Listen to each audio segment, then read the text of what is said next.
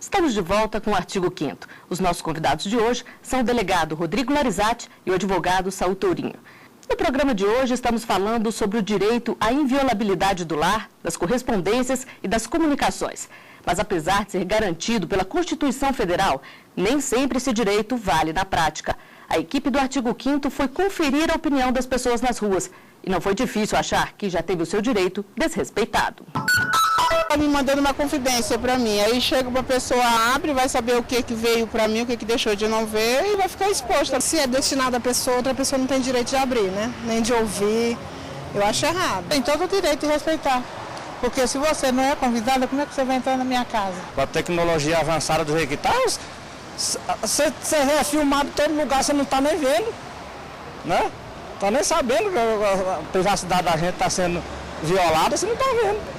Doutor Rodrigo, a gente vê muito em casos de reportagem de denúncias, por exemplo, que pessoas que estão se sentindo ameaçadas com tentativa de suborno gravam a conversa e usam isso. É possível? Ela tem que ter autorização da justiça Não, também? veja, é importante. Pessoas que são vítimas de crimes, elas têm todo o direito de gravar, sim, de fazer a prova, né, desse crime que estão sofrendo e levar aos órgãos públicos.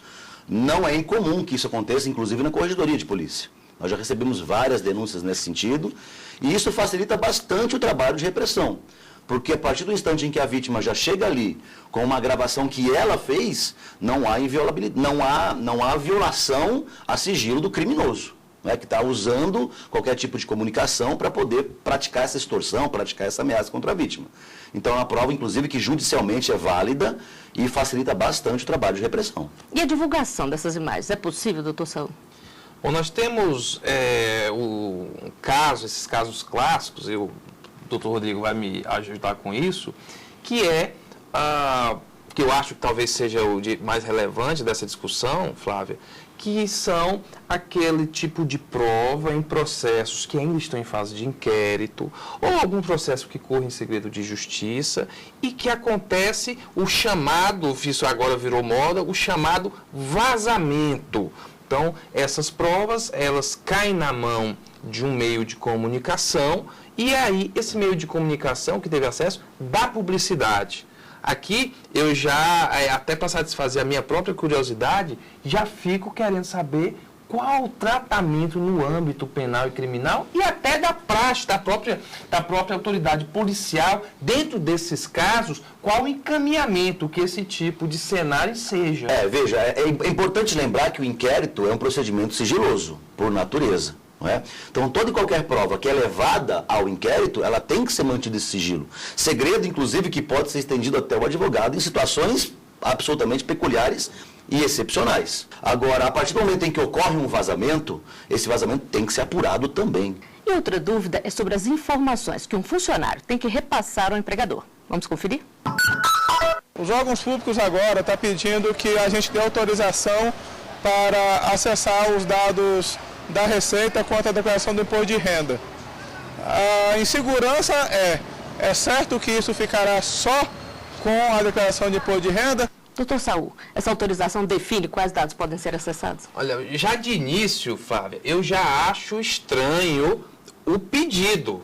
Eu já acho estranho. Certamente aqui, eu não conheço o caso concreto, mas em tese, talvez deva ser uma possibilidade de saber se o servidor ele tem uma renda, um rendimento compatível com o que ele ganha na administração pública, se ele tem uma evolução patrimonial que destoa do vencimento dele, talvez tenha algo a ver com isso.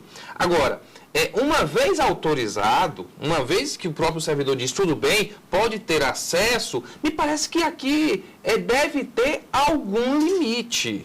Ou seja, olha, esse acesso é permitido para que, eventualmente, havendo evolução patrimonial incompatível com os meus vencimentos, possa aqui ser instalado algum procedimento para saber se há corrupção. Veja, um caso de um julgador, um caso de um fiscal, que de repente aparece milionário. Talvez a administração pública ter acesso a essa informação facilite o combate à corrupção. Eu acho que, ainda que haja uma autorização, ela deve estar vinculada a algum propósito voltado para a finalidade pública, sob pena de nós termos aí uma Babel, nós temos aí um ciclo mais ou menos de horrores no que diz respeito à inviolabilidade do indivíduo.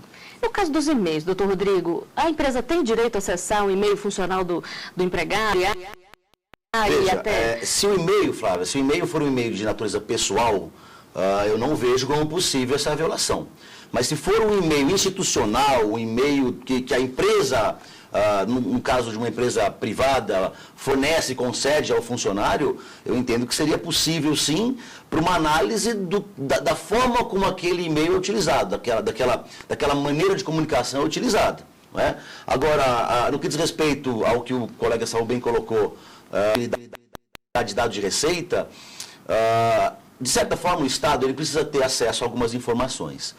De nível, digamos, gerencial, de direção, ele já tem obrigação, não é, pela lei da improbidade, a fornecer informações do seu imposto de renda, que é justamente para verificar se não está havendo enriquecimento ilícito, se não está havendo alguma forma de desvio de erário.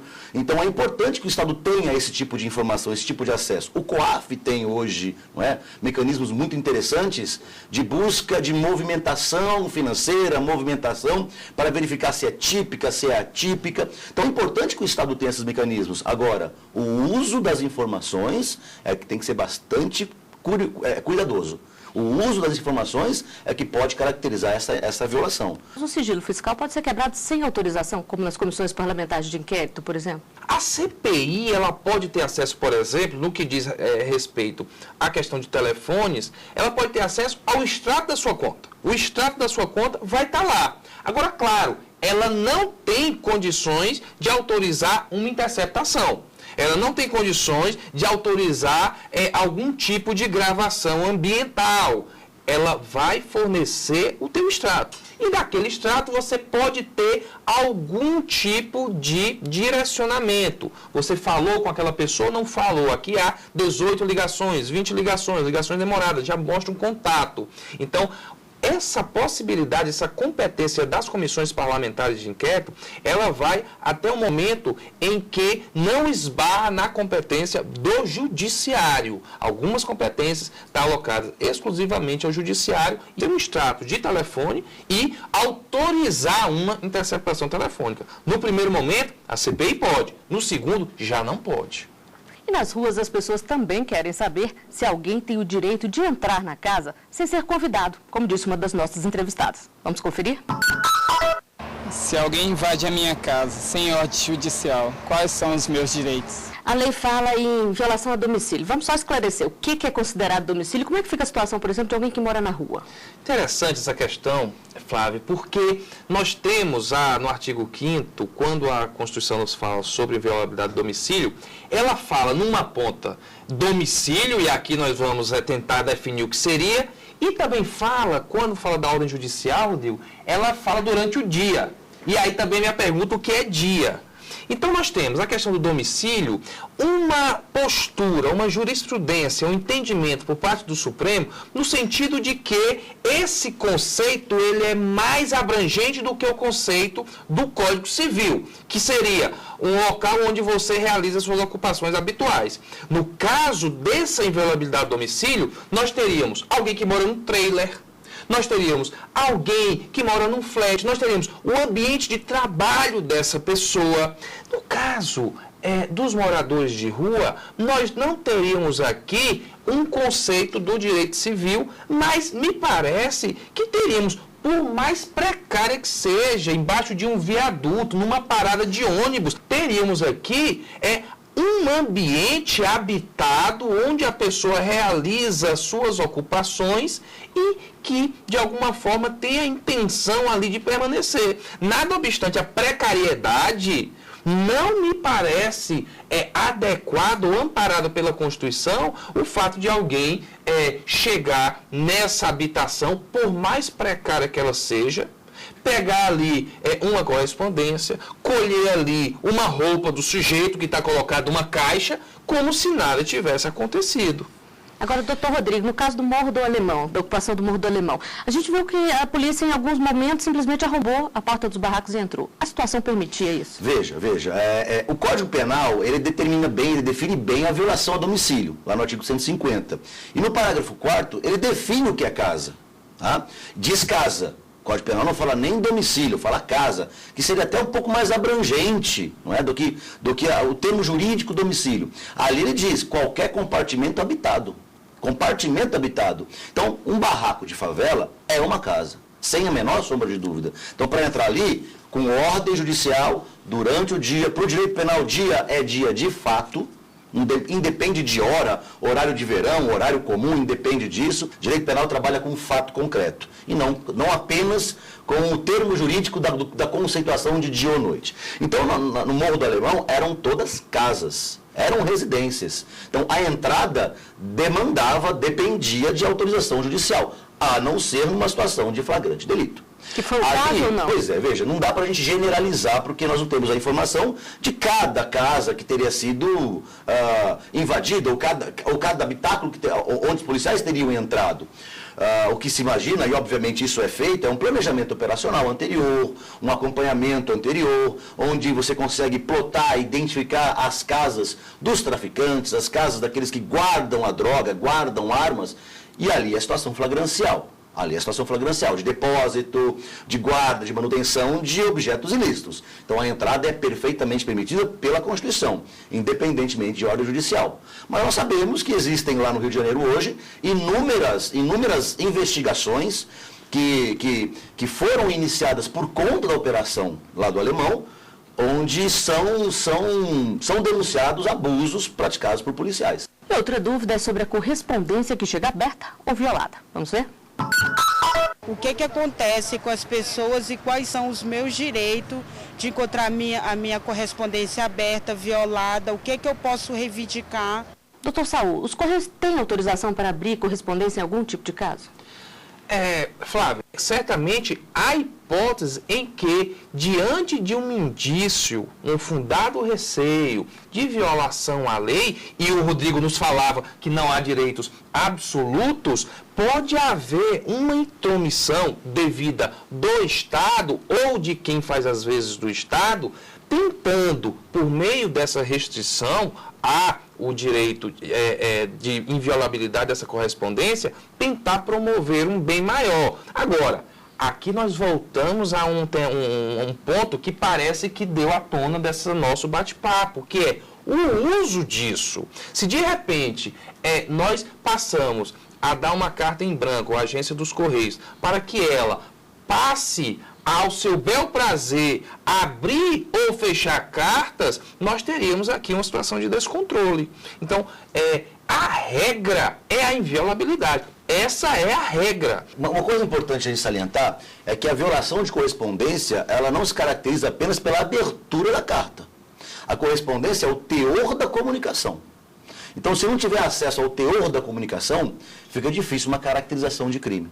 Abrir um envelope para, por exemplo, imaginem, há uma suspeita de tráfico de drogas pelo correio. E a Polícia Federal, a Polícia Civil, com informações fundadas, com alguma justificativa, abre um envelope, abre uma correspondência, abre apenas o invólucro, para localizar ali cocaína, maconha. Se não tiver acesso ao teor da comunicação, a carta, a comunicação em si, não estaria caracterizada a violação de correspondência. Então, excepcionalmente, é possível haver esse controle, mas muito cuidado com eventuais abusos, com eventuais violações. No caso dos presos, eles também têm esse direito à inviolabilidade ou a correspondência deles sofre um rastreamento? Vejam, quando uma pessoa é condenada definitivamente, com pena transitada em julgado, um direito elementar dela é suspenso, que é a liberdade. Se nós imaginarmos na hierarquia jurídica, nós temos a vida como direito principal e mais importante, e em seguida a liberdade. Se o direito à liberdade ele é limitado, é cerceado temporariamente pelo Estado, outros direitos, de certa forma, dentro de uma razoabilidade, também podem ser. E aí a gente encontra o direito à correspondência. Havendo fundada suspeita, havendo necessidade de controle. É muito comum, e nós sabemos hoje, que os presos, através de correspondência, mantêm contato com o mundo externo, o mundo alheio ao cárcere, até para cometimento de crimes, para tráfico de entorpecentes. Então, havendo alguma necessidade, não há nenhum problema, não haveria nem violação, não seria nem violação, porque estaria justificada pela situação excepcional. Bom, nós estamos chegando ao final de mais um programa. Dr. Saulo Tourinho, Dr. Rodrigo Larizatti, eu agradeço a presença de vocês aqui conosco. E o artigo 5º volta na semana que vem. A gente se vê. Até lá.